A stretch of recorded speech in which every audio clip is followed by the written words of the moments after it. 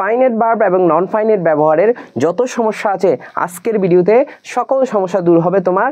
চলো আমরা একটু ভিডিওটা দেখে একদম জেনে নিই ফাইনাইট ভার্ব এবং নন ফাইনাইট ভার্ব সম্পর্কে। দেখো এখানে ফাইনাইট ভার্ব বলতে আমি কি বোঝাচ্ছি? ফাইনাইট ভার্ব বলতে আমি বোঝাচ্ছি যে ভার্ব দেখে সময় চেনা যায়, অর্থাৎ টেন্স চেনা যায়, টেন্সকে আইডেন্টিফাই করা যায়, তাকে আমরা ফাইনাইট ভার্ব বলবো। অর্থাৎ যে ভার্বটা দেখলে আমি বলে দিতে পারবো ভাই এটা প্রেজেন্ট পারফেক্ট টেন্স, এটা প্রেজেন্ট ইনডিফিনিট টেন্স, এটা পাস্ট টেন্স, এটা ফিউচার টেন্স, তখন আমরা এই টেন্স এই তোমার ভার্বটাকে আমরা বলবো কি ভার্ব? Finite verb.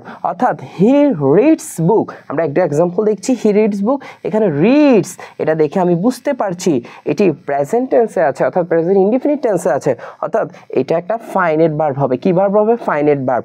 আবার এই পাশে আমরা দেখতে পাচ্ছি she likes reading new books, অর্থাৎ সে পছন্দ করে বই পড়তে। দেখো এখানে লাইকসটাও কিন্তু ভার্ব, রিডিংটাও ভার্ব, কিন্তু রিডিং দিয়ে কোনো টেন্সকে আইডেন্টিফাই করার সুযোগ নেই।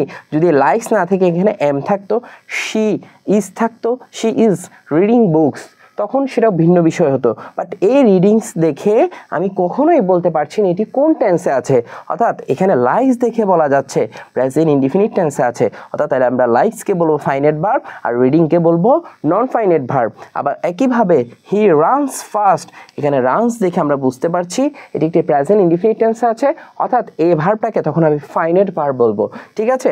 আবার নন ফাইনাইট ভার্বের ক্ষেত্রে আমরা দেখতে পাচ্ছি যে ভার্ব দেখে সময় চেনা যায় না, অর্থাৎ টেন্স চেনা যায় না, তাকে আমরা নন ফাইনাইট ভার্ব বলবো। কি ভার্ব বলবো ভাইয়া?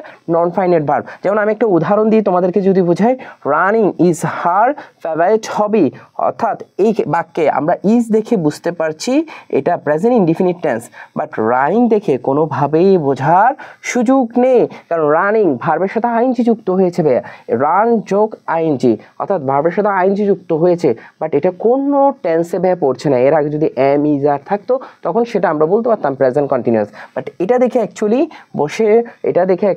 দেখে বোঝার সুযোগ নেই এটা কোনো টেন্সে আছে কিনা, অর্থাৎ তখন এই রানিংটা হয়ে যাবে নন ফাইনাইট ভার্ব। বাট পক্ষান্তরে এখানে রানস যেটা আছে এটা কিন্তু ফাইনাইট ভার্ব, তাহলে এই রানিংটা non finite verb. I enjoy reading books, এখানেও সেম ভাবে এনজয় দেখে আমি বুঝতেছি এটা প্রেজেন্ট ইনডিফিনিট টেন্সে আছে, বাট এখানে ভার্ব প্লাস আইএনজি যুক্ত হয়ে কোনো টেন্সকে আইডেন্টিফাই করা যাচ্ছে না, তাহলে আমরা এটাকে নন ফাইনাইট ভার্ব বলবো। তারপর এখানে দেখতে পাচ্ছি he likes to play cricket, এখানে দেখো টু প্লে আছে একটা, দেখো যদি কোনো ভার্বের আগে টু যুক্ত হয়ে যায় তখন আমরা ওই ভার্বটাকে নন ফাইনাইট ভার্ব বলবো। যেমন ইনফিনিটিভ হয় তখন এটা ইনফিনিটিভ হয়ে যায়, তখন আমরা এটাকে নন ফাইনাইট ভার্ব বলবো। অর্থাৎ he likes to play cricket, এখানে লাইকসটা একটা ফাইনাইট ভার্ব কারণ প্রেজেন্ট ইনডিফিনিট টেন্সে আছে, বাট টু প্লে দেখে আমরা কখনোই টেন্স আইডেন্টিফাই করতে পারবো না। আমরা একটু সহজভাবে কিছু নন ফাইনাইট ভার্ব বলে দেই। দেখো টু প্লাস ভার্বের বেস ফ্রম, এভাবে যদি থাকে তখন ভার্বটা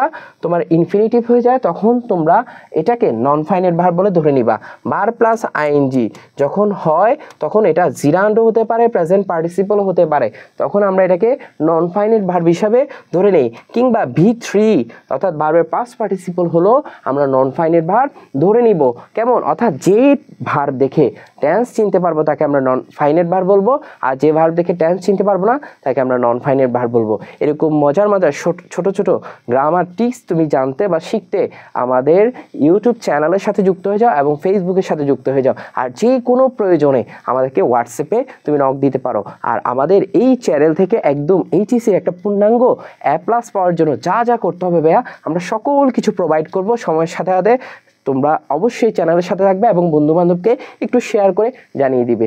ভালো থেকো, বিজয়ের মিছিলে দেখা হবে। সে পর্যন্ত ভালো থাকবে, সুস্থ থাকবে। আসসালামু আলাইকুম।